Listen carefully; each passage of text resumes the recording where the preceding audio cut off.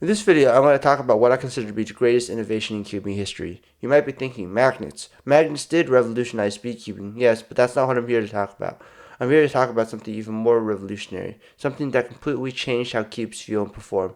I'm talking about the holes in your speedcubes, called Florian holes. For those who don't know, Florian holes are small cutouts inside cube pieces that allow for better corner cutting and reduce the chances of the cube locking up or catching. They may seem standard today, but they were groundbreaking back in the day, first introduced by Diane in the Diane Guhong in 2010. The impact of this change was massive. Before Florian holes, cubes were much more prone to locking up catching, especially during fast turns.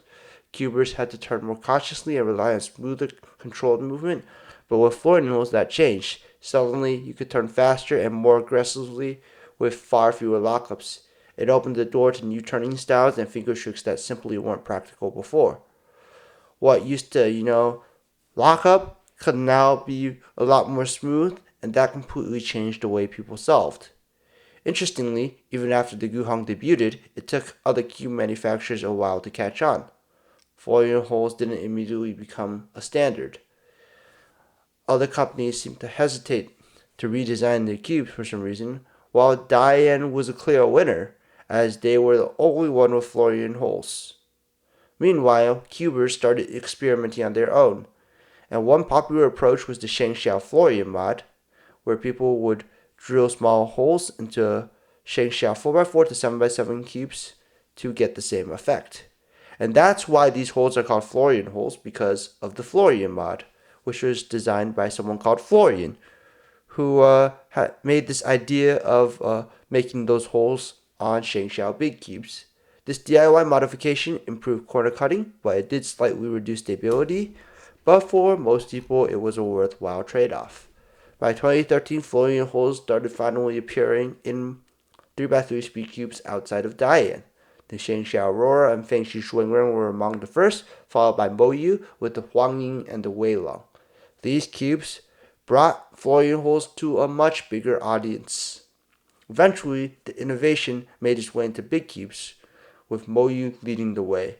When they made their first 4x4s through 7x7s, they incorporated Florian holes, which transformed big cube hardware and made faster turning and advanced finger tricks standard for larger puzzles. From there, Florian holes spread to nearly every type of WCA puzzle where applicable. 2x2, 3x3, cubes, and more. They've even appeared in some non-WCA puzzles, like some custom shape mods and specialty cubes, proving that a simple cutout inside a piece can have a huge impact on the entire cubing world.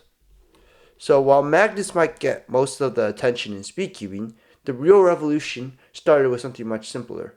A few simple holes inside your cube. Foil holes really changed how cubes feel, how cubers turn, and how puzzles are even designed across the board. From Guhong to modern 3x3 big cubes in nearly every WCA puzzle, where applicable, their influence is everywhere.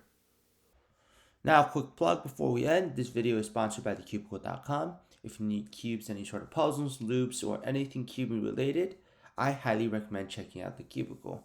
You can use the discount code CUBECWB for 5% off all orders. Huge thanks to Cubicle for supporting the channel and helping keep videos like this going.